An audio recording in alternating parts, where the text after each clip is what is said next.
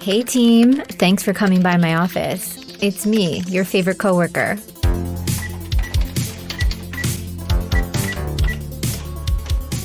Hi team, we have a special guest in the office today. We're going to hear a side of a story you haven't heard before. It's about a pivot and what it takes when you're feeling inspired to truly change your course. How a passion for fitness turned a lawyer into a Pilates guru. It's about turning passion into an idea, that idea becoming a company, and what it takes to keep that passion and your business alive. Tremble is a Miami-based Pilates empire that's grown from one studio to a multi-city, multi-state franchise. It's gone through lots of growing pains, from a partnership to becoming a solo enterprise, undergoing a rebrand during COVID, and has changed the way people see Pilates. With loud music pumping, surrounded by 15 incredibly fit people, this is not your mom's 100s. It's not hard to see why this form of fitness has a cult following. One of the reasons is Aryan Rashed, the founder and CEO, who's not only the face of the brand, but a staple in US Pilates. Your parents come from Iran, pre-revolution, to the US with a vision of safety for their kids. Yeah, so my parents came to the US pre-revolution, and it's kind of interesting because of everything going on right now. But they came to seek a better life, to seek freedom, to seek, the opportunity to grow business, start families without, major restrictions that were going on in the regime at the time. They moved randomly to New Mexico, Las Cruces, New Mexico, and that's where I was born. Super quaint town, small town. Everybody knew each other. It was an amazing experience, very different from Miami in a lot of ways. Eventually we moved off to Maryland, and I grew up in Maryland for most of my life. And I was just a nerdy academic kid that, fitness was something that was a constant in my life, starting from a very young age, but in different capacities. But I was just very academically inclined, but I just kind of needed an outlet. And I think that was just a really special moment in my life, like to experience unconditional love and to really have great friends that always supported you and what you did, no matter what it was. Even if it was running for school president, you always had your friends rooting for you. When I look back on it, it was just a really innocent, fun time. And I think I will always appreciate my childhood because I think it's just allowed me to develop the friends and connections that I have today. And I know something that is big in the Persian community, education and higher education is really important. I know that's part of your journey. Coming into college, was fitness on your mind, or kind of what were you focusing on? In college, it was something that just helped me get through no matter what I was going through emotionally. I mean, you change a lot from a girl to a woman. The kinds of relationships and friendships you have change. And it was just one thing that I was always able to rely on, that was always there for me, whether it was, being able to go on a run with my, with just putting on my shoes and being able to get out there, to going to the gym or just spending time with friends. I was always outdoorsy, always wanted to be outside, very much connected with nature. And I went to undergrad and grad school in the Bay Area. So there's not a shortage of amazing things that you can do out there. So I always felt connected to fitness in some capacity. For me, it was so much less about aesthetics. It was just more about growth. It was about meeting personal goals. It was about my own version of physical strength rather than what I looked like in the mirror at the time. And I think that's something that's always resonated with me. But coming out of college, you didn't study. You were focused on something completely different. In terms of an entrepreneurial path, no way. I had no idea that this would be, would become a passion, turn into a business. At the time, I was just focused on school. I studied political economy. It doesn't sound very sexy, but it was a really cool major. And I studied international policy as well. My goal at the time was really the ultimate goal for me at that time was to become a professor. I very much enjoyed academics and education. And that's really it's something that sticks with me even today. But it was really just, that's where I was academically inclined. I was the nerdy side of me continued to grow throughout college and throughout grad school. And, it's something that I still love and I still have a passion for. So you're out of grad school, first job. Do you work in a law firm? Where do you go from there? Yeah, I worked for an amazing guy actually based out of DC who I learned a little bit about intellectual property, which served me very well later on. But one thing I remember about him was that he was just a great boss. He taught me a lot about running a business. He taught me a lot about freedom. I didn't have that kind of, like in school, you always have these deadlines and people are strict on them and this is what it has to be. And it's a very linear process. And then all of a sudden you're working for somebody, but he was different in his approach. He gave us the ability to like set our own hours, handle tasks the way that we wanted. I'd never worked, even though I worked since I was 14 years old, I never had a boss that trusted us so much with a task that we were given, even at high level stakes. And I just remember having that autonomy, and that really changed my perspective of like responsibility in business at the time in a way that affected me much later in life. Like, I have a close relationship with what I did because I actually enjoyed what I did. That's interesting. You actually had kind of a master's in business within your first role that you actually had. So teaching you how to think critically on your own. Yeah, I think it's also just like being tasked with that responsibility and knowing that your part in a team environment is valuable. And the way you show up and represent and the way that you deliver is important. And it's not just somebody kind of telling you what to do and you clock in, you clock out. It was like, look, like as many hours as it takes to complete this task, that's what it is, you know? And you had to I had to figure out time management and people skills and all of that, like in that course of business. But I think with respect to law school definitely helped me with like the infrastructure of like how to navigate the legal profession. But I didn't really learn a lot about like what it's like to run a business at the time.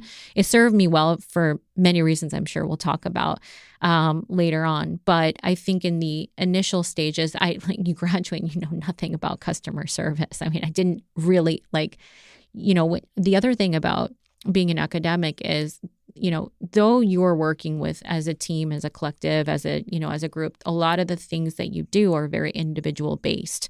So it's a lot of solo work on what you're doing. It's a lot of research. It's a lot of things that, you have to kind of, it's independent work, a lot of it. Whereas what I learned later on is like, you cannot survive really without a team outside of academia. So at that time, did you think, okay, this is my career path. This is what I'll do for the rest of my life? Not at all. Not at all. No, if somebody were to tell me like in school that this is what I would be doing, I would probably have been shocked because most of my friends when I was at Stanford, a lot of my friends were at business school.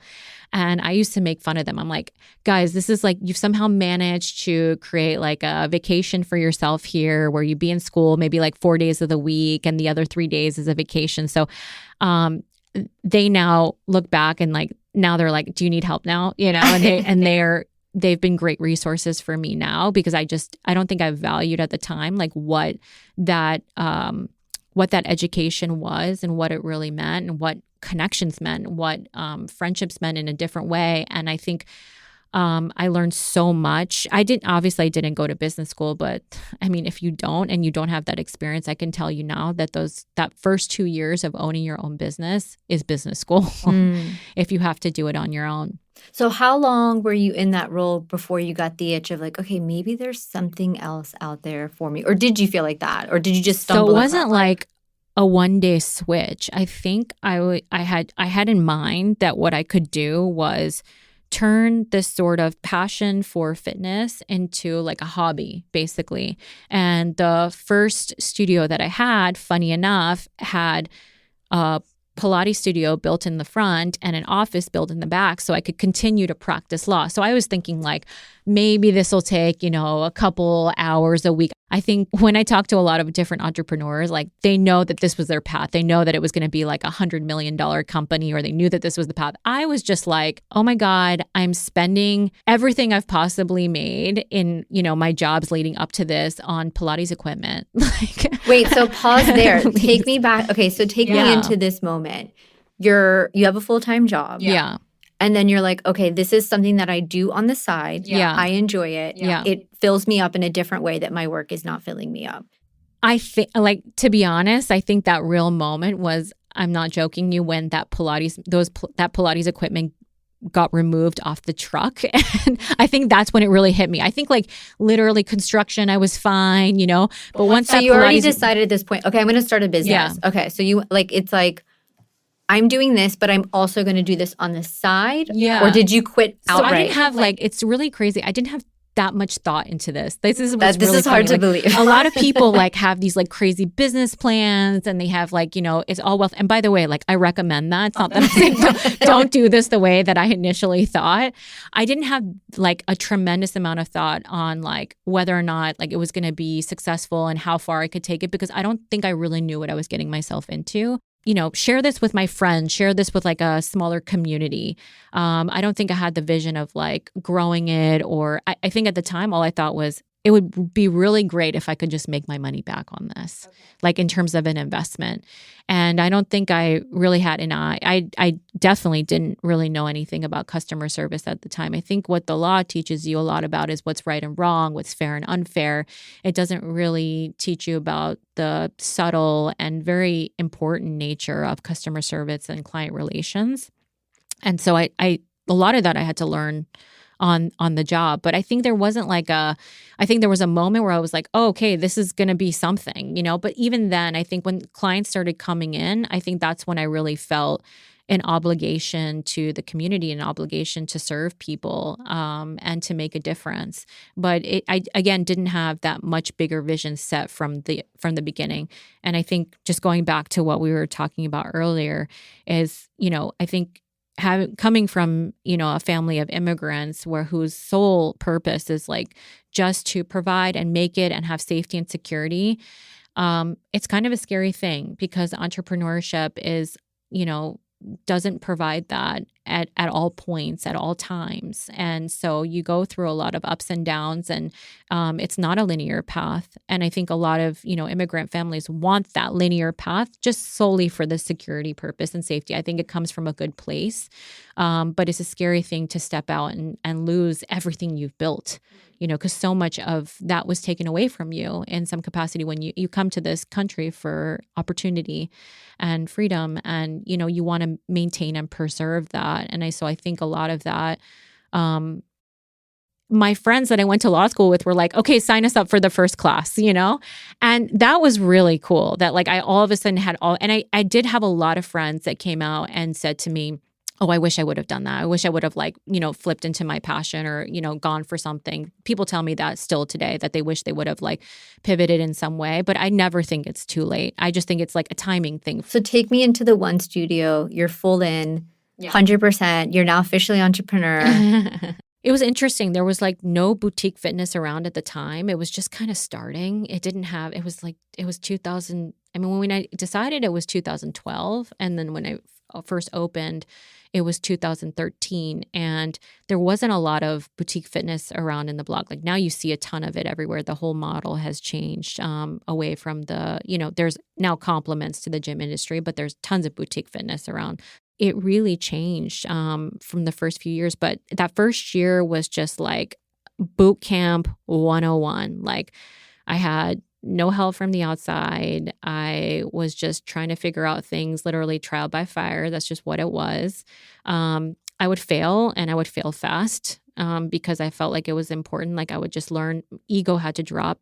So I know early on you collaborated in a partnership in order to launch the business. And then in time you transitioned into a solo enterprise. Yeah, of course. I mean, I think anybody who enters a partnership enters into it with the hope that it will be successful. And I think for me, so much of myself was poured, and so much of my identity was poured in what I did. And that experience of detangling from something that doesn't serve you anymore it's single, to date, it's the hardest thing I ever went through. There's that voice that speaks to you that says, something's not right, something's not right. And I just didn't want to listen to that voice, because I didn't want to sacrifice what the brand was and what we were doing in the community. And that made me really nervous. But I think the moment that I made that decision was critical, and it was so important for myself, not just for the business, but for personal growth. I finally felt okay, I'm up on my 2 feet. And everything from there, it was, I won't lie to you and tell you that it was an easy process to untangle, but everything after that felt even more authentic to who I was and felt safer and felt like I finally felt like I had a future. Change is scary. Yeah. Change is super scary, and letting go of what you've known to work for you, even if it doesn't work perfect, Yeah. feels safer than the unknown of what you could be doing. And I think it speaks volumes to how brave you are that that's something that you were willing to go through. And hopefully those are like lessons that everyone can take. That's something that I know I consistently remind myself when I'm like, there's something new that I want to try, but I'm like, but it's different. Yeah. And different's scary. Even though different can be good, it can still be really scary. So you're now completely on your own, feeling lighter, feeling more energized to do things. What's kind of like the next step? I know like in the timeline in my mind, I have an idea of what's coming, but give me a sense of kind of like what were your next steps from there? Well, can you imagine, like, so if we're looking at a timeline, this was happening right around, let's say COVID. So now imagine where I'm at. Now I'm, rebranding, starting over brand new. I remember getting sort of like, I was listening to media and messages and this and that, like maybe there's going to be studio closures. All I knew in that moment was that we were shut down, closed. Like that means there's no money coming in the bank account. That means that there's leases that you have to pay for, that you have instructor payroll, that you have regular payroll, that you're like trying to build something while basically the world is shut down that I needed to take advantage of. And part of that actually was doing things that I think paid off, which were like negotiating leases and, rebranding this company and creating a new website and a new Instagram and like hiring people. Like I don't know very many people that were like hiring during COVID. Like I was just like, I know we're going to come out of this. I don't know when, but when we do, I want to be strong. And so like I took a very unconventional path. And I don't think like you can really judge anybody during this time because everybody experienced it really differently. Different demographics, different states had different rules and regulations. But during that time, I just said I was holding on to that hope that one day this world would come back to what it is right now. As an entrepreneur, just put on my business hat for a second and go and speak to my landlords and renegotiate leases and negotiate more leases and hire and, make all these improvements in the business, then I'll be in. So that was a risk. That's not a risk I think that, a lot of people would have taken given the state of, hey, we're in full shutdown, but I took that risk. And I'm really glad that I did because it really did pay off in dividends over time. You really saw either people kind of like sink or swim in these experiences. And there's a number of things that sort of came my way, including another partnership with another gym that like ended up at a time, came into my life at a time that, I was not ready for a partnership in any way. But we as a team came together and just said like, let's bring people back into our spaces. I learned a lot about people during that time. I learned a lot about like survival instincts during that time. I learned a lot about what it was like to take care of people during a hard time too. I think that's also important. Also, like vice versa, I think that I recognize like courage and bravery and strength in a lot of my team that I haven't had an opportunity to witness that in that capacity. So to have a really strong team at that time who believed sort of in a vision and a future was critical in what we did. And I think they do see the fruits of their labor paying off now. So I think you learn a lot during crisis. I would honestly venture to say I learned more in 3 months of that crisis than I did my entire experience in business from 2013.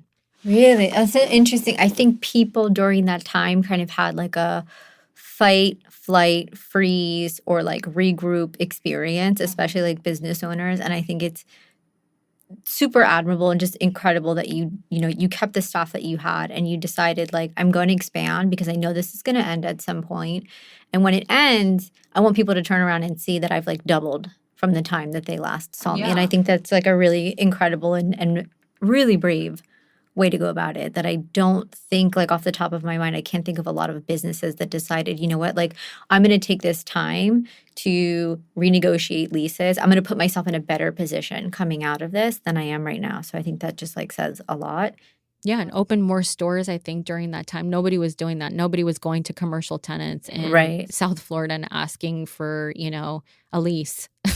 You were their best customer. I was like out there like, hey, you got a spot for me, I'll take it. They're like, everything's empty. You can take anything you want. But I really recognize like, wow, this is, if there's any time, it's an interesting time to try to, to level up and think about the future. But at that point, because I think when you're in something that doesn't serve you, your vision is blocked. And I think like when you step out of that, your vision completely opens up. Like, I don't think I ever saw myself as a larger company at the time because I felt like at some point I was going to hit, a wall. And when you think that, then your vision is skewed.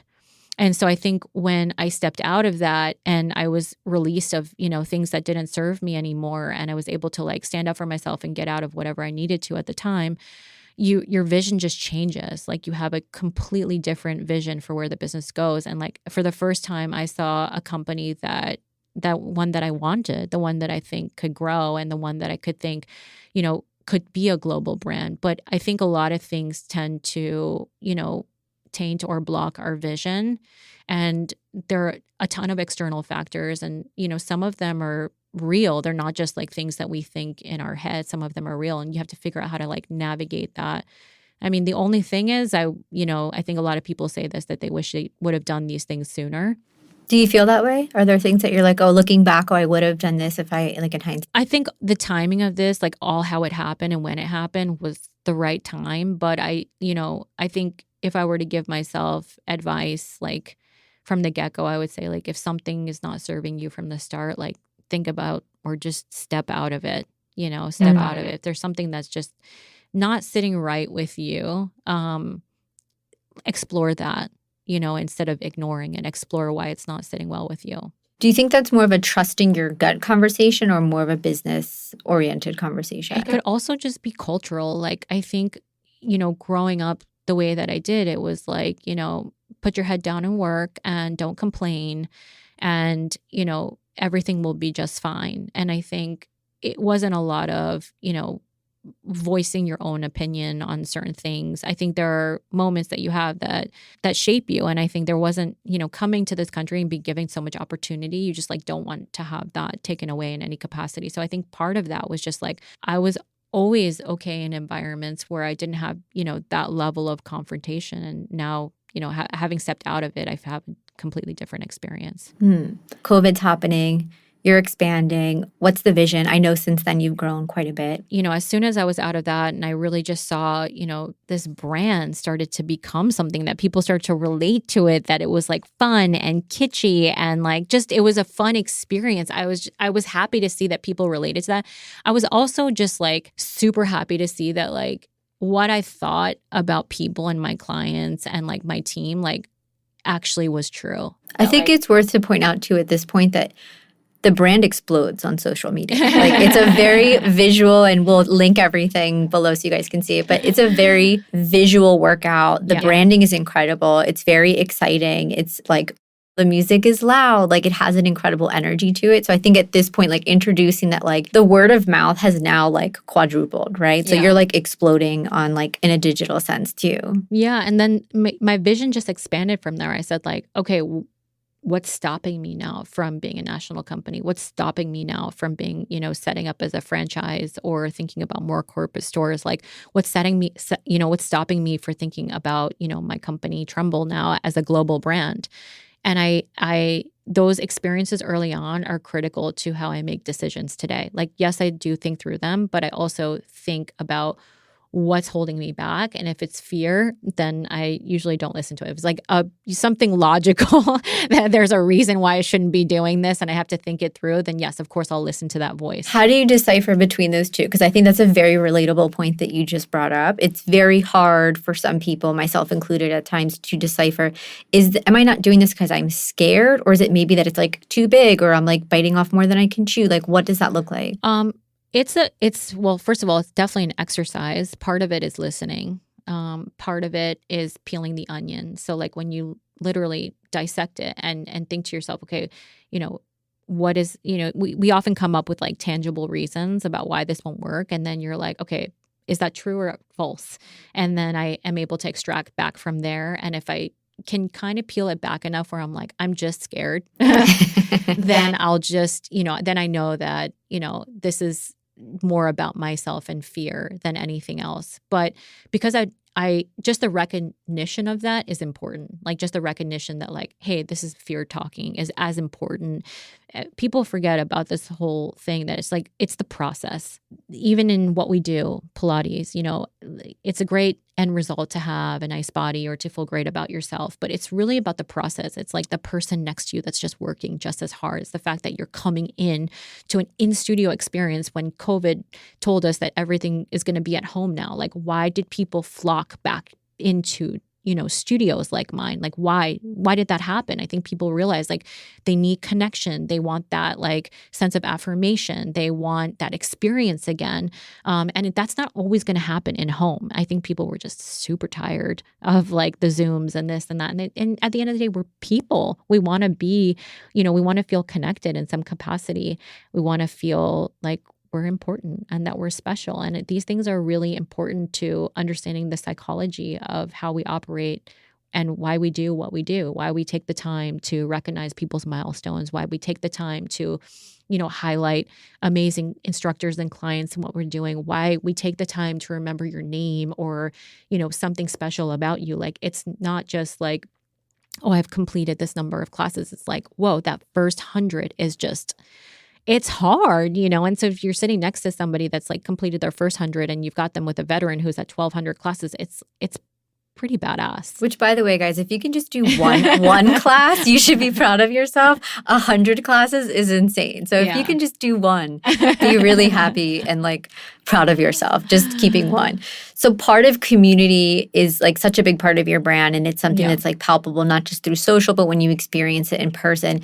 As you have this vision of like franchising, growing to other cities, becoming a national brand, moving into like a global sphere, like how do you maintain that sense of community when you're now like much bigger than you were like many years ago?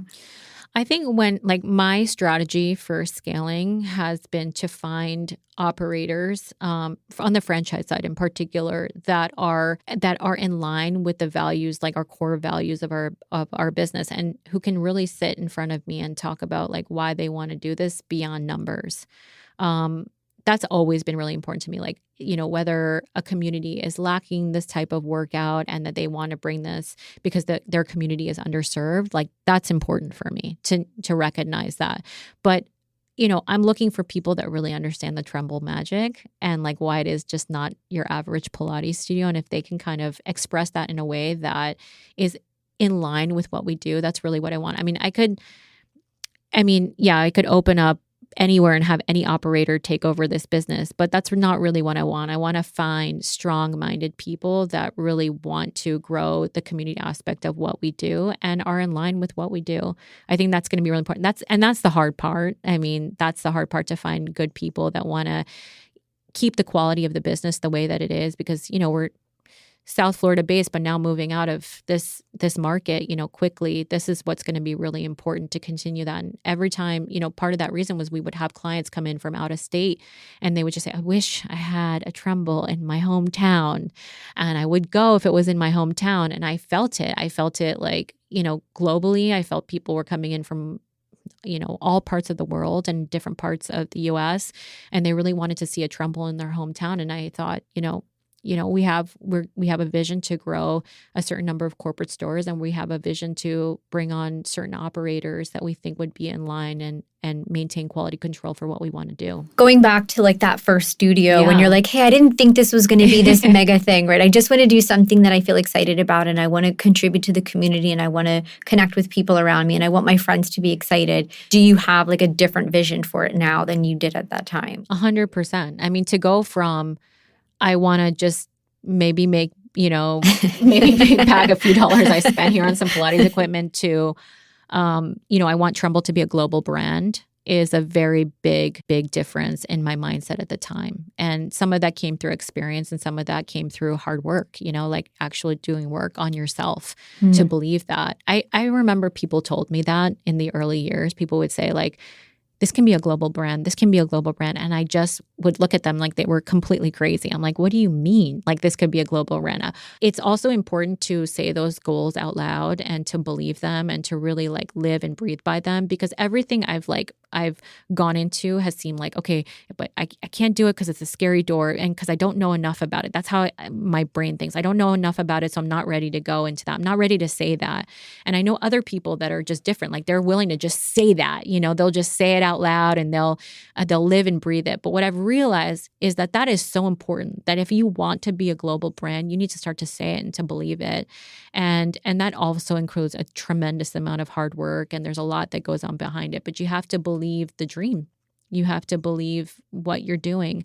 And I think I've definitely gotten to a place where I believe that, I can see Tremble as a global brand, and that I'd love to make an impact on different communities that I don't think I could get to alone. And now I have a lot more trust in people and a vision, and that people want that, and with people who want to see that vision through. And so I'm in a much different place than I think I was when I first opened. And I think just letting go and trusting other people was probably, they say this all the time, that, entrepreneurs get caught up because they feel like they can do everything themselves. And you realize scaling a company, you got to let that go. You have to start, letting people do what they do best and allowing people to make mistakes and learn from them. And it's all a process, and I think it's not a destination. It's really the journey to get there. I think that's very true for what I do. It's the process. And the process I love is the creation. I ultimately love seeing people happy. And I love that we're doing this in a way that is providing a massive health benefit, also a preventative health benefit too for many people. But I never, even though I have a macro view, I never forget the micro, which is just like the person that walks into you that says like, hey, this helped me get through this in my life, or this, is the reason why, is the most consistent thing in my life right now. Or, the people that tell you sort of behind closed doors what the brand means to them. That's really like the vehicle that like leads me forward to do what I do, even though the picture, I got a big picture to get there, but it's those kinds of conversations I have with people that like truly drive me to like, stay up later, work harder, think about a new project. Like that's really what drives me. Sure. As you continue to scale, obviously trust is such a big part. This is your child. This is something that you created that now you're putting in the hands of someone else and saying like, okay, I trust that you're going to represent me and you're going to represent the brand in your city in a way that's still reflective of like what I've built for the past 10 years, right? Yeah. I mean, I think one thing that COVID taught me was resilience. To have people that are going to go the extra mile for what you're going to do, to have people that can deal with difficult times just as well as good times for the company. I think like looking for resilience in human beings is a very, very important quality. And there's ways to, sort of ask questions and go through that. But I think that's a huge part of what we want to do, to find people that, and also people that will go the extra mile. Like I noticed that from our customer service level, and even from our team, like people that are willing to go above and beyond sort of like what they're given on paper to do. People that really think about the experience as a whole. That's more important to me than anything else. And having and also looking for people who also have a big picture in mind. I really want to be with people who like see the vision and want to win. I think that's really exciting. What's really exciting about what we do right now is that we have so much talent on our team. Like being a decade in fitness is not an easy thing to do. So I recognize that we have a tremendous amount of talent on our team, that I really want people to explore what they love to do the best and like continue to operate a team while bringing other outside infrastructure in. I want to do that. But I think that's, one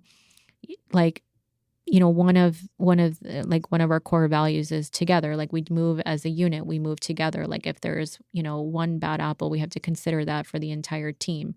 And I think that's important for quality control as you grow. And like, that's the most important lesson, because I went through that, I mean, it was one of the hardest times to go through, like optically what looks like a failure. And how do you get up from that is like more important to me than how you succeed and succeed and succeed and succeed. I think it's how do you get up when you've gone through a tough time. And that's something that's really resonated with me because of what I went through. And I think of people like you that have built a really interesting brand and an incredibly successful business, but people don't see like the all-nighters, the parties that you missed, like the weddings you didn't get to go to, the people you didn't go on dates with, like all of these things that like you didn't get to do because your goals were so big, right? And your goals continued to be so big. Yeah, I mean, I think it would be a disservice to like sugarcoat it. I think there are really, really, really difficult times when you're an entrepreneur, and you are bound to go through days where you think that you're on top of the world and days where you like want to throw in the towel and like just, completely stop what you're doing. You will go through those highs and lows. And I think going back to my childhood, it was like, I think as parents, you want to protect your kid from necessarily going, like they may reach the highs, but they also may hit the lows. So like some people want to contain you in that range of emotions, and you can understand why they would feel what they did. But I think if I was like a Gen Z, I would feel probably the same way, because you're just seeing everything through social media and Instagram and TikTok, and you're seeing the highlights and the stories and like the best out of people. But this takes a lot of hard work. It takes a lot of sacrifice to do what you're doing. It takes a lot of, push.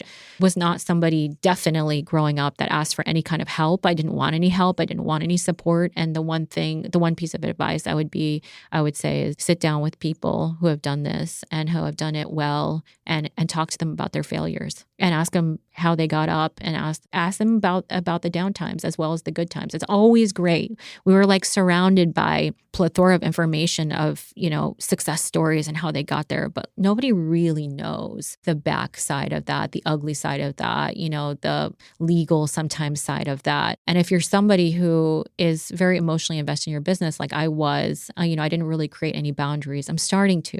I'm working in progress. But if you don't create boundaries, you're deeply impacted by that. What seem like typical business problems to people weigh on you in like on a much bigger scale and a much bigger level than I think most people can understand. Like it can, customer issue can like really just ruin your day because you really feel for it. Or like a legal issue could present itself as like a massively catastrophic issue because it just means so much to you.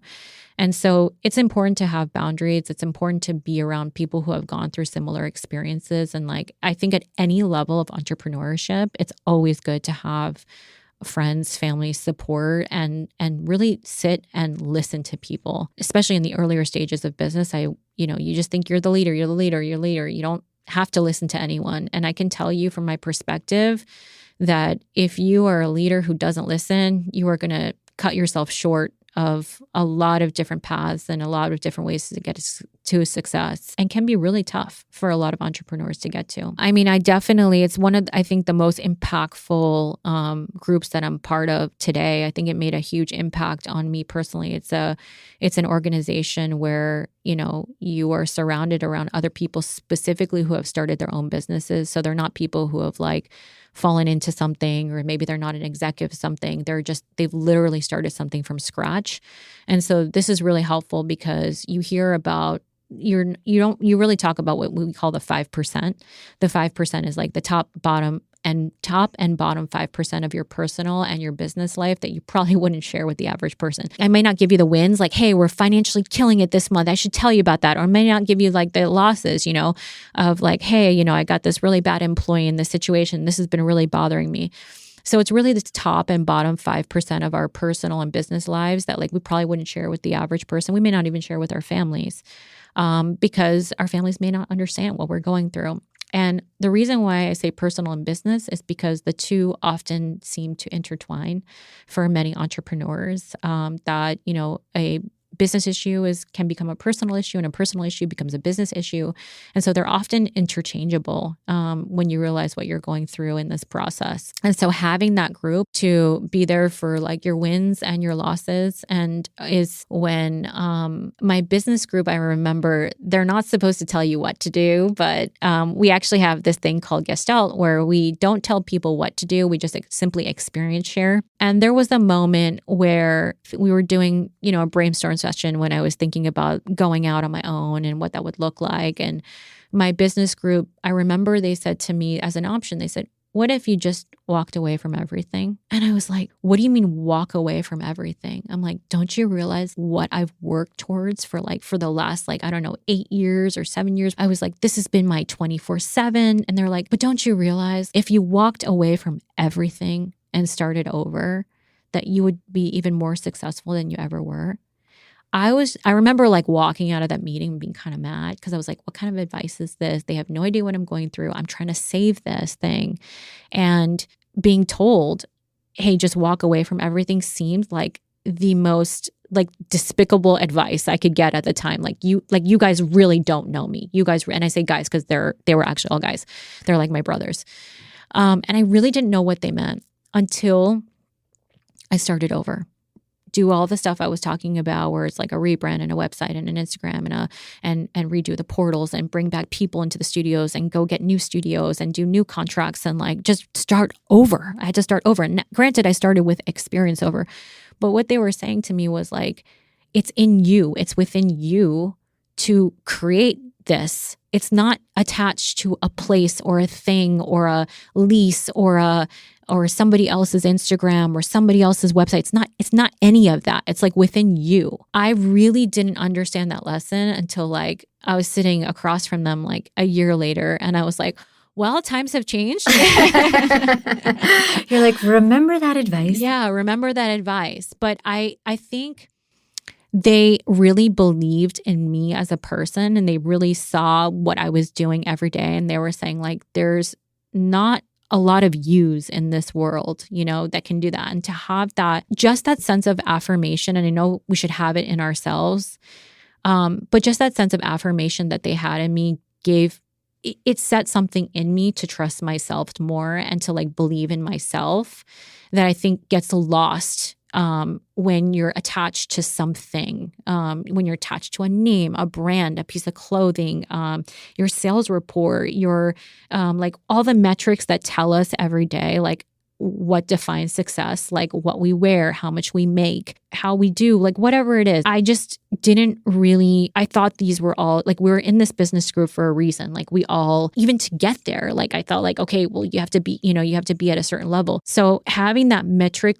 turn around and say, the metric is you, it's it's within you to be able to do this, was transformational for me. I look back at that advice, I'm all right. I'm you guys were right. With a really, really, really amazing team behind me because it wasn't, there's no I in team. It was a really, it takes a lot of people to, it's a lot of responsibility to what we do. So again, it's not just me, but just that moment of, you are capable of leading this pack was a very important moment for me. And I appreciate it. No, there's so many good things. I mean, even to pull so many things out of that, it's that when you invest in yourself and you have taken that education with you, that's something that no one can ever take away from you. So not just your formal education, but the experience that you had, the faith in yourself, the belief in yourself, the lessons that you learned, the all-nighters, having to stand up. All of these things are things that are now tools in your tool belt that no one can ever take away from you. And that has to be just such an incredible and powerful feeling. Yeah. You're invincible. Okay, so one thing wrapping up that I love to do is ask if you have a not safe for work story that you can share with us. And don't worry, we will not disclose names. This will remain between us and our listeners. Do you have anything you can share? I remember when I was first starting out in the business that I remember having a group of women approach me after class and they were just chatting up. They basically said don't worry, you won't have to do this for much longer. If you meet somebody, you won't have to do this anymore. They thought you were just waiting. Yeah, they were just thinking I started the studio to meet the man of my dreams. And that's how it was only that easy. Yeah. They literally thought that, I was going to get swept off my feet and be taken care of for the rest of my life. And I remember turning around and be oh my God, I like my job. I like what I do. You're I'm sweeping myself off my own feet. Thank you very much. I mean, it was kind of a funny moment that stuck with me because I was just oh man, am I giving the vibes that do I really want to be here? But I really wanted it. I loved it. It was what I did. But I was just thought it was funny that all these women thought I was just doing it just to eventually have myself taken care of in some capacity. Maybe they saw you as marriage material, so they were encouraging you. I love that. All right. Well, thank you so much for spending your time with me today. Again, I know you are so incredibly busy with everything that you're doing, and thank you for sharing your space and your story. It was so inspiring to me, and I'm sure inspiring to everyone that's listening. All right. Thank you guys for tuning in today, and don't forget to look for Don't Tell My Boss on all of your favorite streaming platforms and social media at Don't Tell My Boss, the podcast. And don't forget, do not report me to HR.